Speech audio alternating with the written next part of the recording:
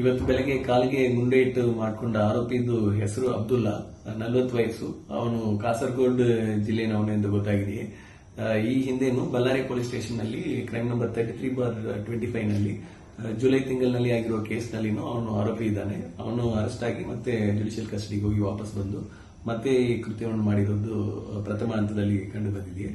ಮತ್ತೆ ಇದು ನಿನ್ನೆ ನೈಟ್ ಇದು ಹಾಸನ್ ಕಡೆಯಿಂದ ಈ ಜಾನುವಾರುಗಳನ್ನು ಕರ್ಕೊಂಡು ಬಂದಿರೋದು ನಮಗೆ ಪ್ರಥಮ ಮಾಹಿತಿನಲ್ಲಿ ಕಂಡು ಬಂದಿದೆ.